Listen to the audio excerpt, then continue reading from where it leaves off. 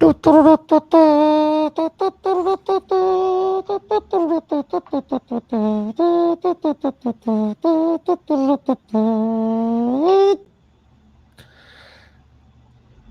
we are live. Cheers! Welcome, everybody, to episode 180 of Live at the Hive, Digital Marketing from the Trenches. I'm Dan Nadelko. I'm Stacy DeSantis. And I'm Sachita Gadekar. And Stacy's got the, what do you have, a rosé there, Stacy? I have Moscato. Okay. And I'm using this lovely glass that my coworker Yvonne provided, and it says it's not drinking alone if the dog is at home. So we're good. Very nice. Very nice. Well, thank you, everybody, for joining us for this. If you are in Ontario, it would be the Victoria Day or May 2-4 weekend. If you're in the States, it would be the Memorial Day weekend. Regardless, you are joining us at the tail end of the beginning, the tail end of the week and the beginning of a long weekend. So thanks so much for being here. That sounded like it was a bit of a struggle there. Yeah. It is a struggle.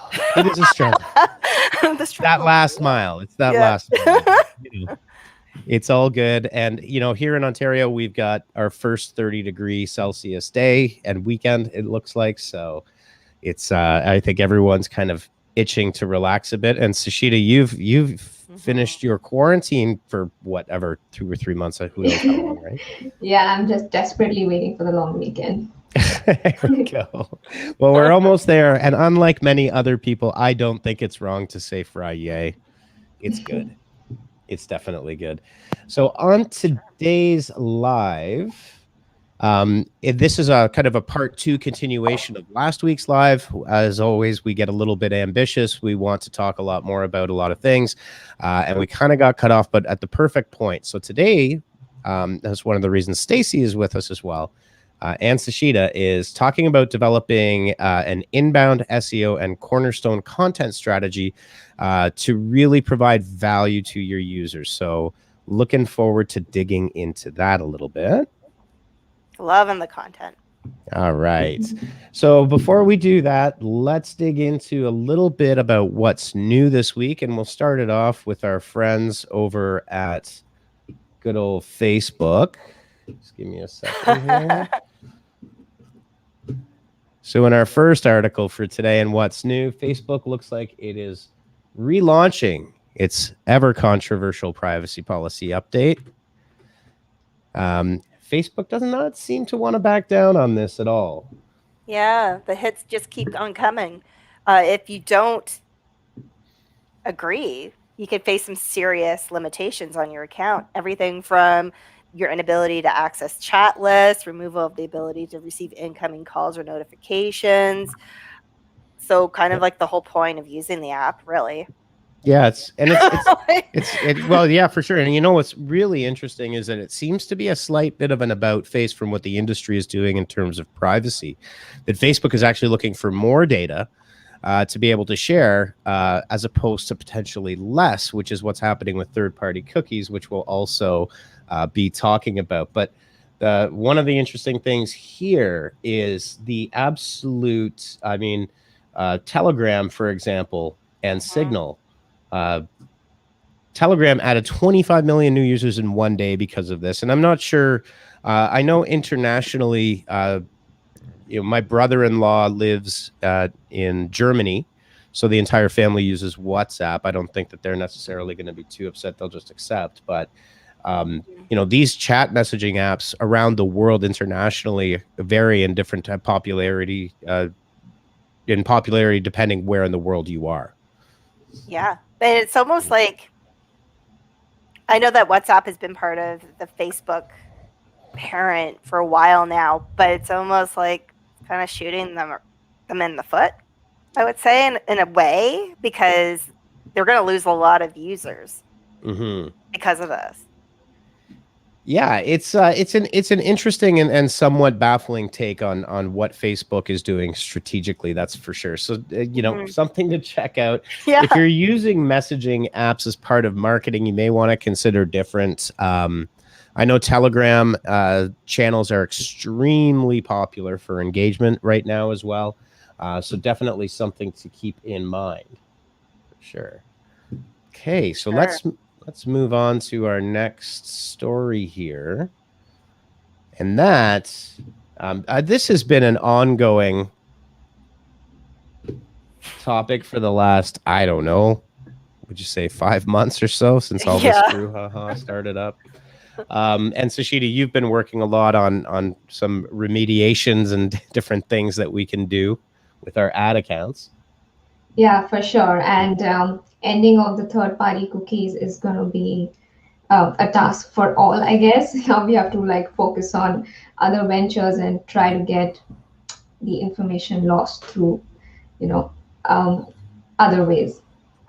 Yeah, for sure. So just for the uninitiated or in layperson's terms, I think one of the things that's important is third-party cookies would be an example of you going into your Facebook account or your Google Ads account, selecting affinity groups and selecting likes and interests and any data that comes from a third party and not from your own direct data sources are now going to be disallowed. So I think the audience manager is going to take a massive, massive hit. Yeah.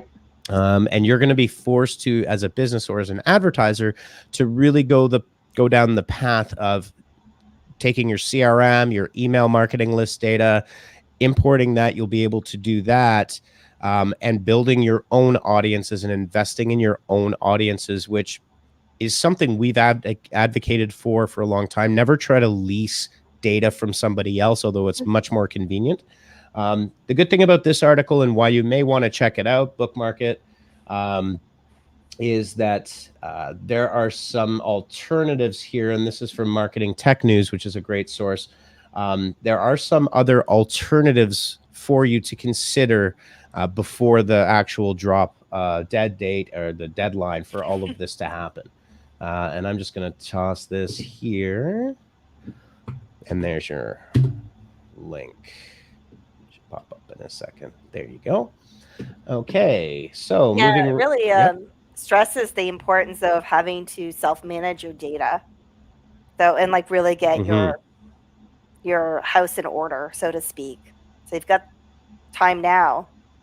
TikTok. You don't stop. I don't know. Yeah, no, for sure. I mean, I think it's important to curate, manage your own data, to understand that those investments are paid investments that you are making. So collecting leads, getting them into your lead funnel, getting them into your CRM and into your database so that you can then create an ongoing conversation and relationship is really the end result of a lot of the things that we talk about quite frequently on Live at the Hive. Yeah, like I know we're going to get into Cornerstone content, but everything from lead gen to all the work that you've done to collect those leads, it's something you definitely don't want to, it's something you own, right? That you've put a lot of time and effort to collect and gather. So it's really important that you take the time to self-manage it. So that way it's not something that could go away just with the click of a button, so to speak. Well, which is exactly what's happening right now, right? And we've seen several other times in the past where, I think it was like 3 or 4 years ago when Facebook decided to reduce the organic reach of Facebook business pages that people had invested tens and hundreds of thousands of dollars into. That blind reliance on a third-party platform where you're leasing it is always a danger. So you always want to definitely keep that in mind. Exactly. All right. So moving right along, our last what's new, because I want to leave us enough time to talk about our Cornerstone content and all that fun stuff. And this is another big controversial thing in the world of search engine optimization and Google's core web vital scores, which you may get from Google Page Speed, for example, or GT Metrics, Pingdom. All of these search website speed tools are using Lighthouse, which is Google's tool. Google is coming around and saying, and this is something that in the SEO world has been known for quite some time, but it's been hotly debated, and it's really kind of a silly conversation because site speed scores from Lighthouse or Google Page Speed Insights also include best practices that don't necessarily affect the speed of the site, but they affect your score out of 100.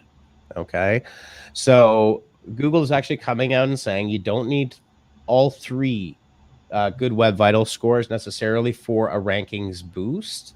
You can definitely get it. This actually comes from So this week was Google I/O, which is their developer conference, which lasted like the whole entire week. So there's hours and hours of content, and you're going to see all these summaries and everything else. But page experience is not a binary 1 or 0, on or off. You're going to rank or you're not going to rank. So I think one of the things is, again, this is very similar to the third-party cookies and all of these issues that are coming up and happening right now. Is you don't necessarily need to obsess completely over this. You need to be good and doing all of the best things. You know, if you can get your site load down to less than 2 seconds, you're going to be fine. If you're below 3 seconds, you'll probably be okay too. And a lot of those speed elements come from fairly basic fundamental things that you can do. It kind of eases the pressure on them too, like on everyone, really, right? They probably didn't want to get a million people contacting them saying, oh, is this going to affect everything? How, you know, by kind of, you want to be in the good range, but if you can't ultimately achieve it across all three, then it's not the end of the world, kind of thing, right? Yeah, for sure. And I think this is a lot of SEO drama that happens where SEOs start to argue, and then they ask John Mueller on Twitter from Google, who responds, and Search Liaison. And then it just turns into this kind of wild speculation. And typically what happens in the world of SEO is it's shades of gray. There are extremities that people come in extreme on both sides that say you have to have less than 1 second load and you should obsess over it. And then other people that go the other direction, saying it's not going to even be a thing. Almost every single time it's like right smack dab in the middle. And it just requires a cool-headed understanding of what needs to be done. Like, for example, at that point, micro-optimizing things like extra milliseconds here and there, it's not going to do your site and ranking anything specific, okay? So don't micro-obsess. And I know SEOs and developers and marketers that will micro-obsess and take a whole bunch of time away from other things that they should be doing to get, you know, 1/10 of a second or 10 milliseconds out of this thing. Yeah, pick your battles. Absolutely. All right, so there we go, and that's what's new this week. Pippa's got a good, and I think this is going to lead into what the market has to say about this. So she says, I use WhatsApp to communicate with all of my friends and family back in merry old England. I don't think I'll move platforms, as it took about 4 years to get my mom used to WhatsApp. We'll just stick to what we know. So then, and that's going to be a common thing where people are like, whatever, I'm not going to look at what information I'm giving back up, right? And I think that's going to be a common theme. So it'd be one of two things. People that are doing it to keep in touch with maybe less technically savvy family will stay, and power users, then people that care about that, are going to go. I mean, Pippa, you could just use okay boomer and keep moving. But no, I agree though. Like it's challenging to stay up with tech as you get older, right? So that makes a lot of sense to me. If it's taken her 4 years, yeah, for sure. Know? Like you got to weigh how much that privacy. I don't know. I feel like when I'm like in my 70s, I'm going to be putting on the coronal retinal virtual reality. You will be contact lenses. But you're I'm a nerd. Yeah, you're not the same. You're of a different vintage. I'm 1972. I'm 75, so like I'm not that. I know you keep liking to say how old you are all the time. I am. I've got my Arctic highlights. Anyway. All right. Well, let's dive into Cornerstone content. What it is and how we can create a winning inbound strategy. So, you know, the great thing about having Stacy and Sashita here is Stacy leads the team at Honeypot that does a lot of the content creation around Cornerstone content. And Sashita works a lot on the promotion and lead generation using that inbound or that Cornerstone content. So let's go ahead. So Stacy, why don't you take it away? Okay, and this one is pretty easy what we're going to be talking. So Cornerstone content is one of the foundations of your website. Well, what the heck does that mean?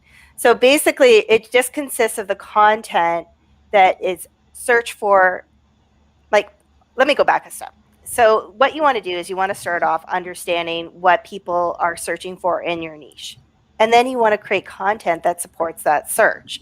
So by creating Cornerstone content, it's actually either it's like a page, a landing page. We'll get into the different tactics as we work through the presentation, but it's a piece of content that supports search queries and your niche topic that you can actually provide valuable, useful, and authoritative content to attract people searching for that topic. And then we would also use various other distribution techniques. The search engine is obviously a huge one, but someone like Sashida on the team would then be able to reach those potential users with that high quality content through paid means. And Sashida, I think it comes through at a much more effective cost per lead when we do that. Yeah, for sure. I completely agree. Like giving away value addition to your users definitely helps. And we have seen most of our Facebook campaigns getting a lot of success when we give out such content that is, also repurposed into your PPC efforts. Awesome. All right, so let's talk a little bit about what is Cornerstone content, and it really falls into a couple of different larger buckets. So we want to create content that is like in a lot of ways that is basic, but it's essential, indispensable. It's very useful. So in terms of topic experts, so whether it's search engine optimization or home buying and mortgages or finance or accounting, whatever it might be, the important thing to remember is that if that's your business, you're going to forget more in one day than your audience will ever know, right? So there's a lot of knowledge that you can put together very easily that can be repurposed into useful guides, content. We'll talk about the different types of content. But the most important thing is, like Stacy mentioned before, is creating those real personas and understanding the personas. You don't just make them up, like you actually talk to people. Yeah. Right? Understand what it is that they're searching for and creating content that is useful to them. Right? And then there's a bunch of structure that we're going to talk about that is physical structures for both SEO and how to get that stuff to rank and some of the tactics you can actually use. Yeah, one commonality we run into a lot is a business owner or someone that is probably in management for that business will almost be too close to their product. And they'll be like, well, my product's not sexy. I hear that. Like, my product's not sexy enough. Nobody's going to actually be searching for whatever it is.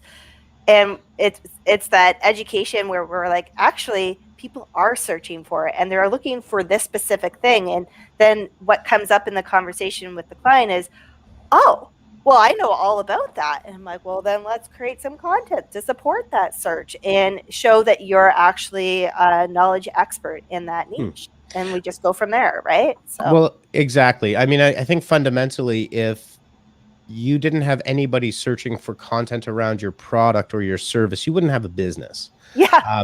Right. But they forget that, right? For sure. And this is the flip side of what we were talking about last week, which is really what is SEO.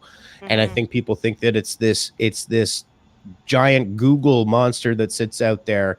But Google is nothing more than a conduit to those individuals who are looking to solve a problem. And that's really critically important. It's a very important nuance to understand because it affects everything from how you write and how you deliver the product and your messaging.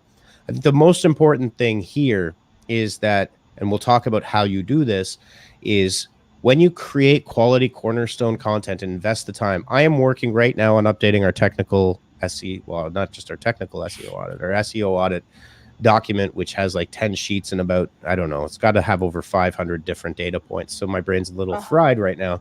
No doubt. Yep. But the thing is about this is that searchers that find you through question-based searches and these types of searches, they have a huge level of intent. Like they will fill out the forms and they will talk to you and they are looking to solve a problem now. And again, I think the nuance with what Sashida works on is you also want to target people that would be in a similar state of mind, not just a large unwashed audience. Exactly. Yeah, for sure. The other thing that developing this Cornerstone content, so really high quality content you take time to develop, is, and we'll talk about defensible content and what that means and how you can do it. These actually build links naturally once you start your distribution process, because if you've got quality content that's valuable and referenceable, then you can get natural and organic links because people are searching for it, other writers are searching for it, and then we'll reference you. Exactly. They're going to cite your knowledge in their on their site, right? They're going to it's very much what we do when we're building out content. We'll look for sources that are actually going to just provide additional value and add those into those articles or blogs, right? So yeah, so a simple example, and this is, we're going to get into the format of it, but we've got a site called 5 Minute Life, which is all about low carb and ketogenic recipes and menus for families, things that kids will eat as well. So healthier ways of doing it. And what we have on there is actually 3 different ultimate breakfasts for kids, which are a mix and match up of different. A really easy one is, instead of using flour for pancakes, you use coconut flour. So it is actually low carb and it's actually delicious. It tastes more like a cake. So we had that article on there. It got picked up by a very prominent ketogenic blog and health website that included a kids component. We got a ton of backlinks from them and a whole series of articles. And again, we didn't have to go out and ask them to do it. They found it by search. They thought it was really great. We had the same angle that they had, and they included us in the roundup. Boom. Okay. And that helps establish that authority and trust, because then you're being referenced by other authorities within your niche as well. Exactly. Cool. Okay. There's Mr. Rogan. That's Joe Rogan. Oh, let the Twitter storms begin. Awesome. Okay, so let's talk about defensible content and content moats. And this is actually a topic. So when you're creating your Cornerstone content, it's really important not to just take the basics out there and just string something together, Yeah. Right. It's important. Substance. It needs lots of substance. Now, sometimes the substance is kind of like, okay, let's use search engine optimization. So how do I do on-page SEO? Well, if you look at it, I mean, there are fundamentals to it. Therefore, there are thousands, probably millions of articles that talk about the same thing. Mm-hmm. So there's a certain amount of content that is going to be, that you can't change because it's fundamental to whatever that thing is, right? Right. But how do you create defensible content or content moats? Well, you can do it a number of different ways. You can provide a very in-depth how-to, for example.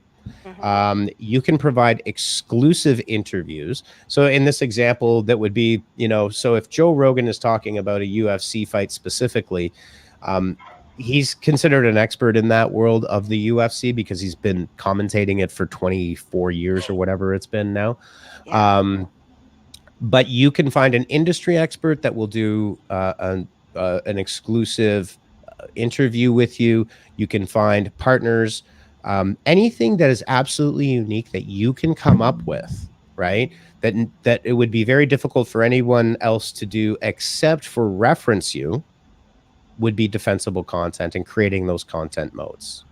Would you, I know the answer to this, but this is also a really great way to maybe use influencer content or influencer partnerships that you've developed as well. Yeah, 100%. Yeah, you can leverage all sorts of different defensible content. So another way to do defensible content, Rand Fishkin from Spark Toro does this. He partners on research projects with other third parties, then publishes that in a very unique way. Now, he often will run into lots of controversy with it, but that's extremely defensible content because he has spent the time to do the research with another partner and then publish that content. No one else has that except for him. I have a quick tip to share with our audience too. One thing that I've done in the past is create an article or a blog or a Cornerstone content page where it might be on a specific topic, and then I ask 3 or 4 different sources for a quote, and then they each get a tip. And so then when we post that content, they're more inclined to link back to it or share it with their audience because they've been quoted as well. So that way you're not putting all your eggs in one basket. You spread it across like 3 or 4 different influencers. Absolutely. Absolutely.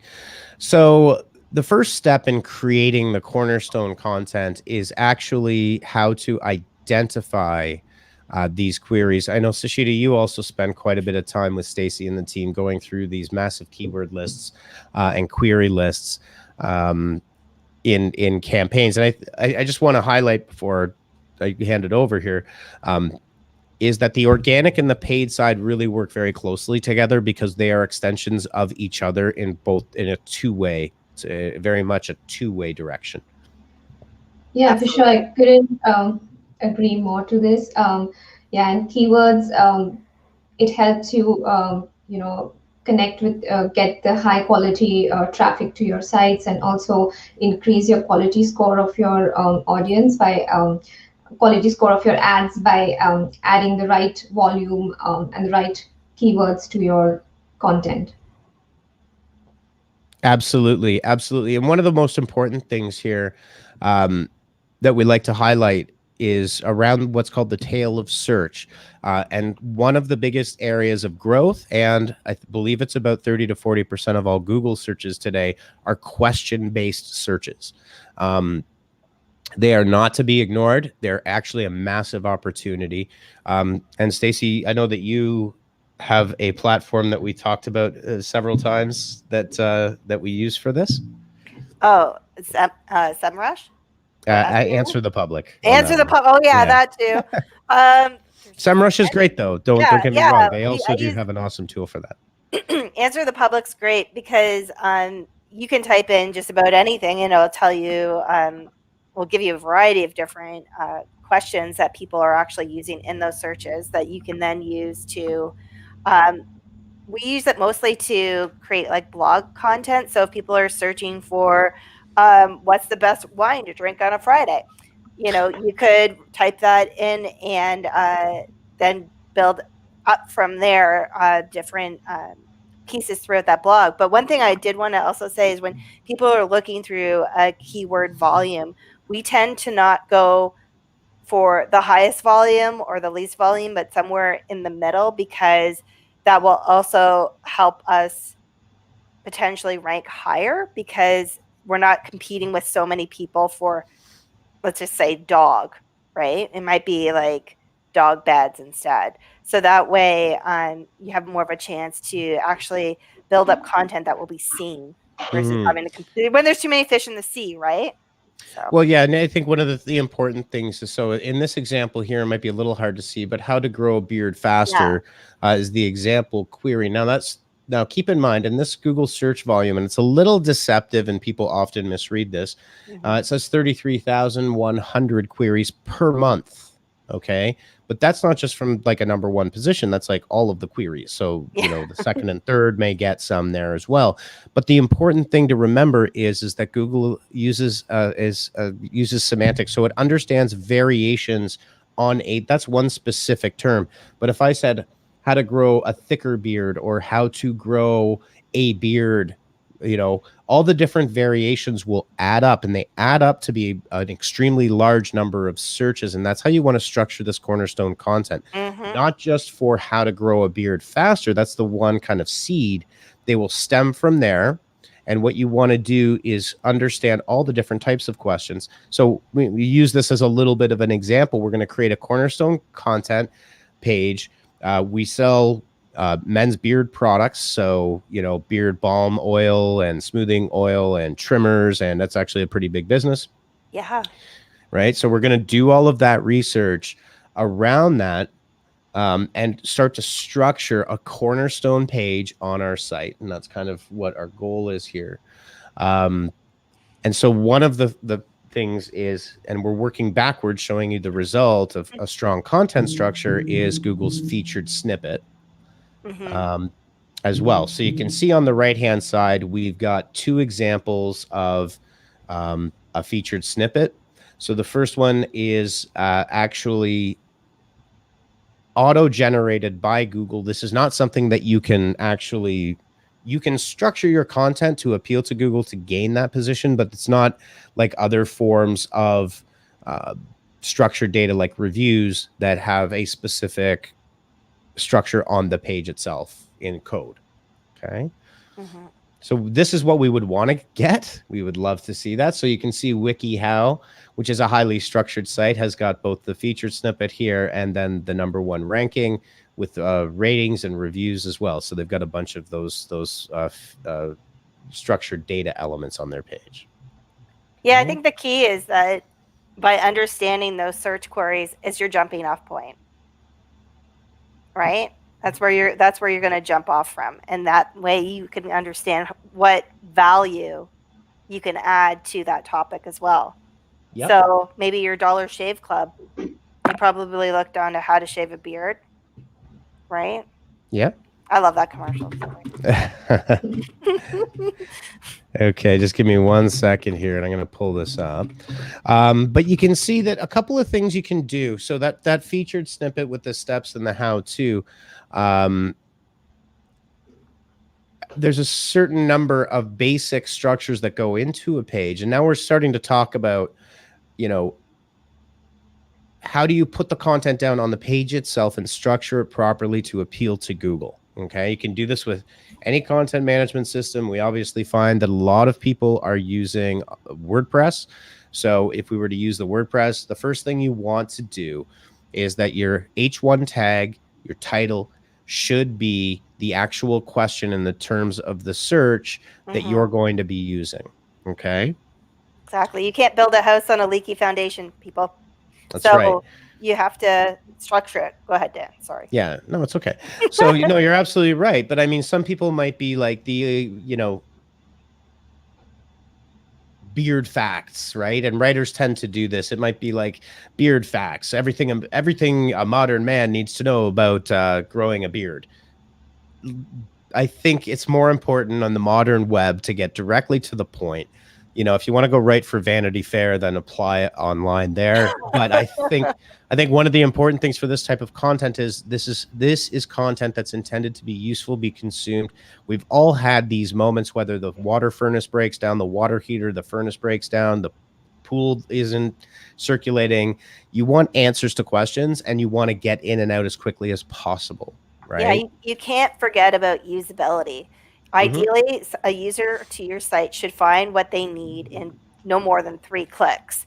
And if, speaking from my own experience, if I go to, let's say my water heater breaks down and I go to the site to look to fix it, I certainly do not want to be presented with a page that is paragraph upon paragraph upon paragraph. I just want, tell me what I need to do and quickly, because I need to take a hot bath and I can't do that, right? Yeah. So it's really important that you understand that bulleted lists work really well, that having almost like a table of contents or like some type of menu option at the top that can drive you down further to the page is going to help. Like having those ordered lists are really going to help your users understand that they can find the information that they're looking for, but that moving forward, you're probably going to be the place, or they might even bookmark you to come back later.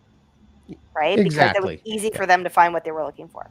Exactly. So, and on top of that table of contents, and there was a little example back there from the WikiHow, but the other one you want to have are internal link references. So your table of contents will actually jump both the search engine spider and the user down to the specific area of interest. They may only be looking for, so I'll use a hot tub, for example, how to replace a hot tub heater element. Well, you may have a Cornerstone content page about how to open and check and service your hot tub in the spring. They may have one section that is how to replace the hot tub heating element. Allow that user to jump quickly directly to that part.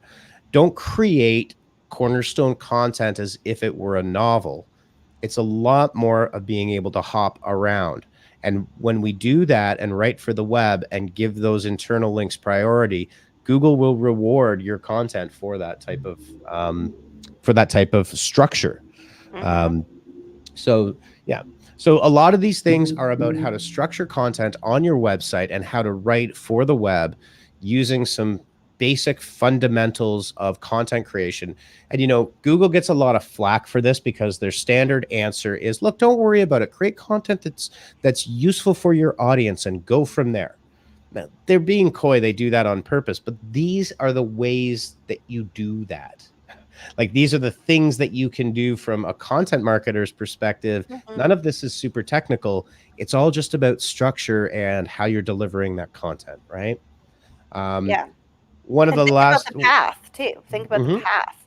Yep. What's logical? Yeah. You know? And don't try. I think this is another thing, especially with projects that we work on. A lot of customers will be like, well, our goal is to generate leads and generate sales, but don't be afraid to let people, I think Stacy, you mentioned this already, is don't be afraid to let people leave and come back. Yeah. Right? Yeah. If they're trying to solve a problem and you solved it, trust me, like Swim University. So the background to that is, in this house that we live in now, I've never had a pool before. And when we moved in here, I got an in-ground pool and a hot tub. I know nothing about them. And it's a saltwater pool. I know even less. Right? Yeah. So over the years, I'm like YouTubing. Yeah. And then I keep running into one site called Swim University, and consistently through Google searches and YouTube searches. And so now when I need something, I just go to Swim University because I've been exposed to it so many times from a content resource. Yeah. And are you going to waste hours going on to YouTube every time you have a problem with your pool? No.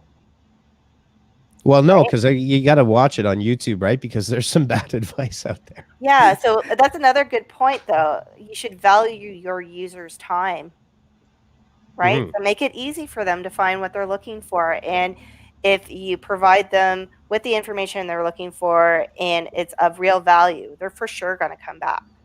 Well, that's another thing too. And Sushita, if you're paying for that traffic, I think it's even more important, because then you're talking actual dollars there. Yeah, for sure. I mean, we don't want to like get your users to your page and then have a high bounce rate just because you don't see value content or content that is useful for the users, of course. Yeah. And, you know, a couple of anecdotes, and we definitely don't want to go too much over here because it is a long weekend. So we thank you for staying with us. So we've had numerous instances where some clients have said, hey, you know what, why don't you guys come up with it? And so we get to be a little bit more meta about the whole thing. And then we've had others where campaigns have been imposed upon us, where, you know, we've even recommended, like, look, this is a little bit too much of a deep dive. So for example, if you've got an assessment that takes 20 minutes and you're trying to promote this thing using paid tactics or a generic offer, I would be very wary. Sometimes the simplest things that appear to be very simple will outperform on an exponential level 10 to 20 times better than this very elaborate piece of content that you just think is going to work. Yeah. I'm not naming names here, but we have two very specific examples of where this is actually played out. And so, yeah, so that all leads to the point of giving the users what they want, letting them get in, get out, keeping it simple. Yeah. Don't try to drag people into some crazy funnel. The idea of content is to serve your users, not to serve yourself. If that makes sense, right? Yeah. So you ultimately want to get all that good data and those leads and all that stuff, but you can't go in for, like, it's like you got to take them on a date first, right? Like you got to you got to build that relationship. You just can't go into marriage. Right. Exactly. So you just got to ease into it a bit. And that's it.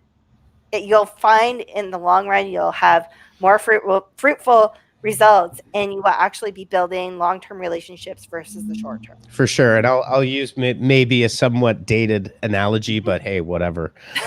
I'm a Gen Xer. Ladies, if you were dating in your dating days and you had a guy that was just like begging you, like, marry me, come on over, called you every second, tried to, every time you had a short conversation, it turned into a 3-hour conversation, would never let you go.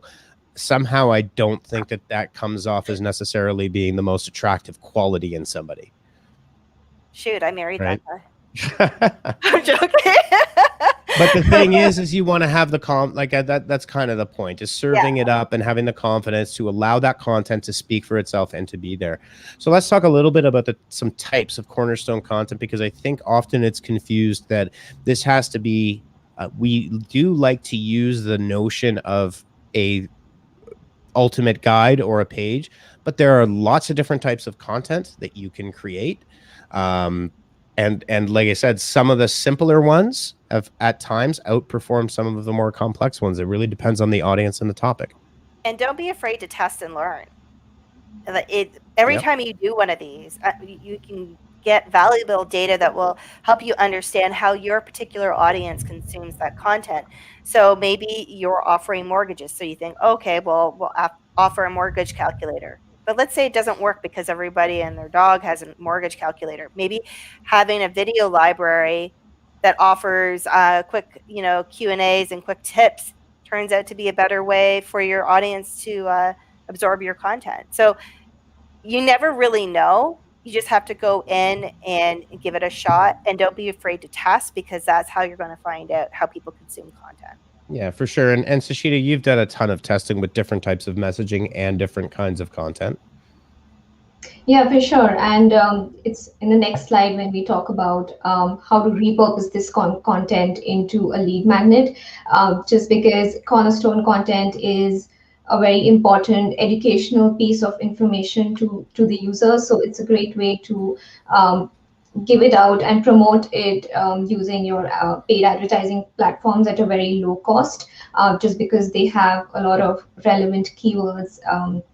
You can just add. Also, another tip would be adding a CTA to your Cornerstone content, and there you get your lead generation. Mm-hmm. Yeah, and it's a great point that, if you're investing in some of this longer form content here, let me go back. Long form case studies, guides, resources, you can then, again, this is part of our repurposing strategy, you could pull that out, PDF it, turn it into something smaller, turn it into a shorter form landing page, and test that one specific topic, right? So lots of good opportunities there for sure. So a great site here is calculators. Now, the cool thing is that this particular site is called Calconic, or Calconic, maybe. Get it? I guess they're doing calculators, Calconic. I'm not sure. But the cool thing about this site is it's very low cost, and it is very customizable. You can start with a template. So like Stacy mentioned, for example, there's 1,000,001 mortgage calculators out there, and they just amortize over a term of 10, 15, 20, 25, 30 years, and put in your interest rate, and there you go. It's going to spit out your number. You could do with Calconic is you could actually extend that into taking various data points and then actually giving that person some more human options and explanation around that mortgage calculation, right? Exactly. That becomes your defensible piece of content with a calculator, right? Yeah. So Calconic is actually really cool.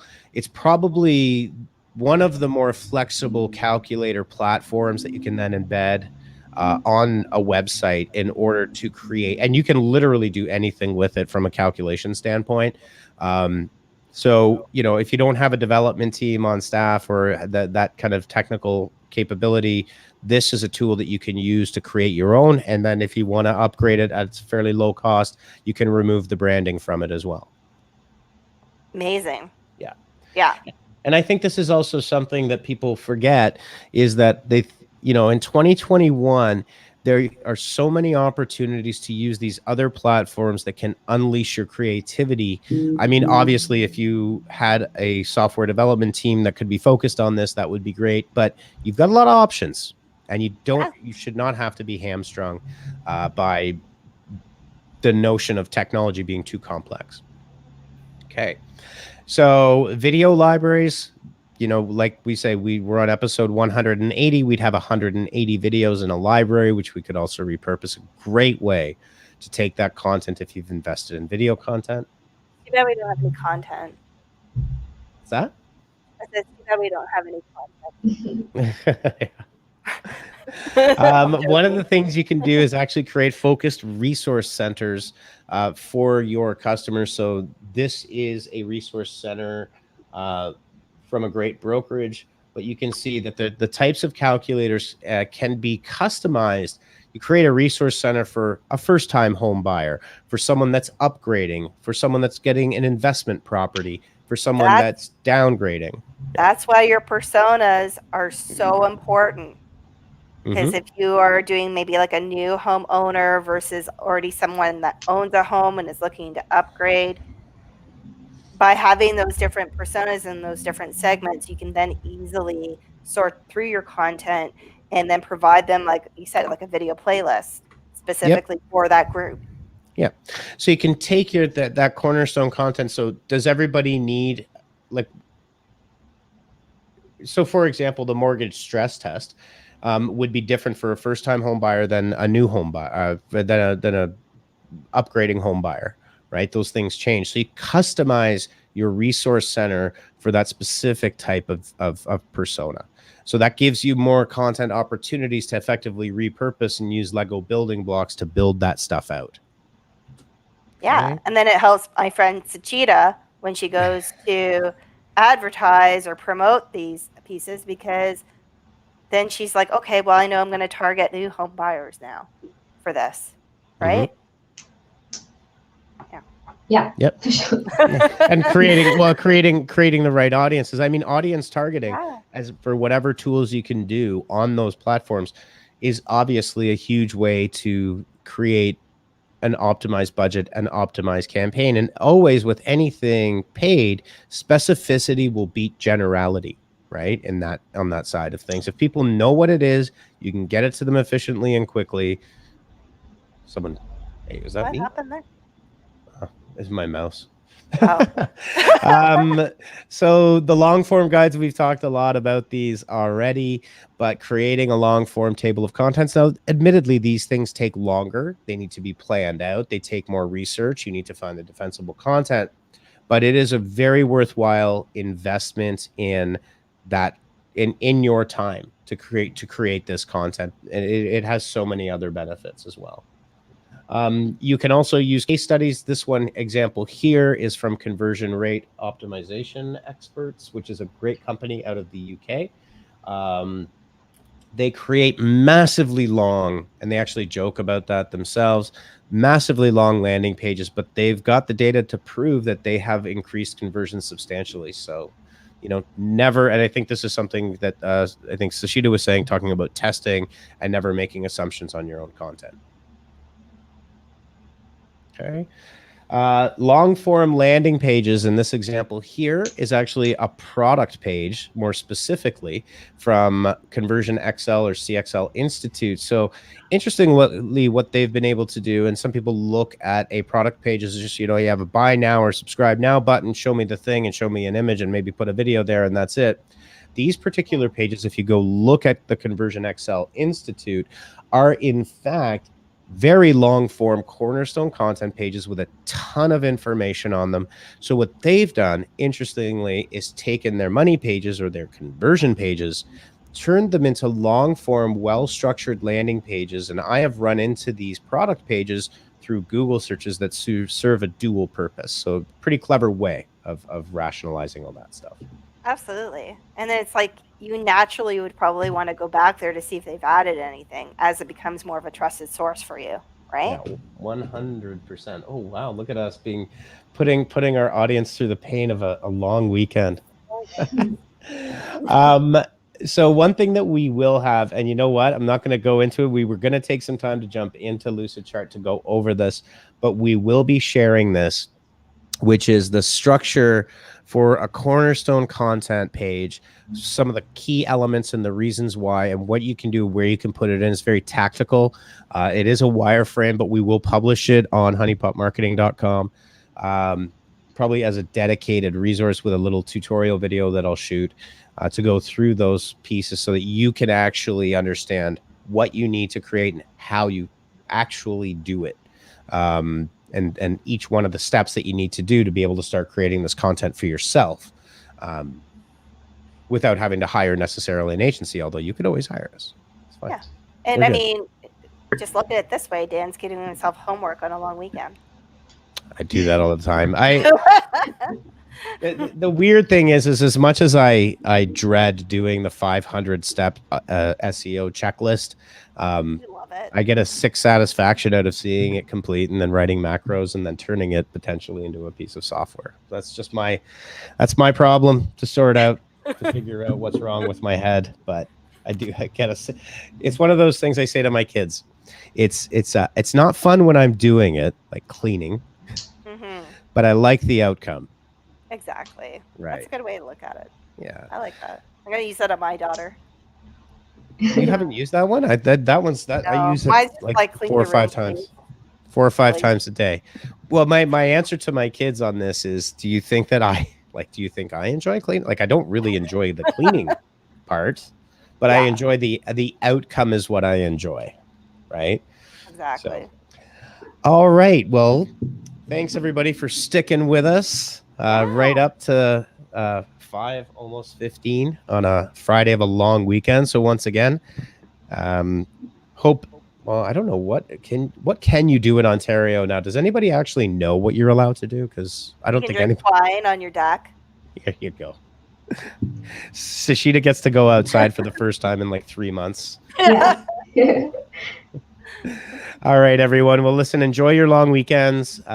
Get some R&R. Try to unplug, disconnect, and we will see you here next Friday. Same B time, same B channel. And also, we've got some good stuff to look up to. I think we're going to have one of the co-founders of Ink for All on soon, and some of our friends from Vidyard real soon. So enjoy your long weekend, and we will see you next week. Thanks, Stacy. Thanks, Sashita. Thank you. Bye. Peas and carrots.